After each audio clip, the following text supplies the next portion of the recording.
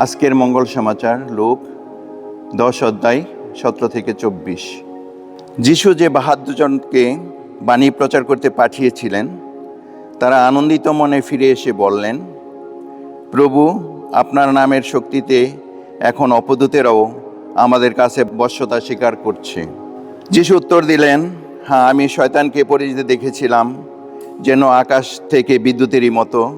শোনো, আমি তোমাদের এমনই শক্তি দিয়েছি যাতে তোমরা সাপ ও কাঁকড়া বিছের উপর দিয়ে পা ফেলে যেতে পারো, মারিয়ে যেতে পারো শত্রুর সমস্ত শক্তিকে। কোনো কিছুই তোমাদের ক্ষতি করতে পারবে না কখনো।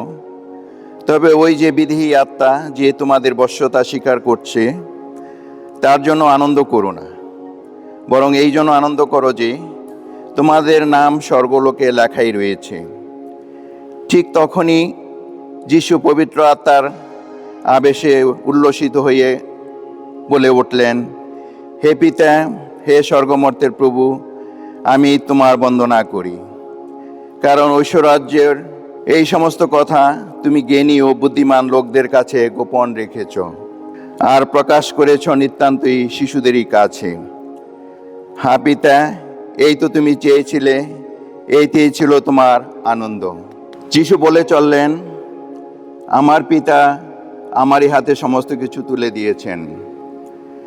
পুত্র যে কে, পিতা ছাড়া আর কেউই তা জানে না, আবার পিতা যে কে, তাও কেউ জানে না, শুধু পুত্র ছাড়া, আর পুত্র নিজেই যাদের কাছে পিতাকে প্রকাশ করতে চায় তারা ছাড়া। তারপর শিষ্যদের দিকে ফিরে যিশু আলাদাভাবে তাদের বললেন, তোমরা এখন যা দেখছ, যারা তা দেখতে পায় ধন্য তাদের চোখ। আমি তোমাদের বলছি, তোমরা এখন যা দেখছ, অনেক প্রবক্তা, অনেক রাজাই তা দেখতে চেয়েছিল কিন্তু দেখতে পাননি।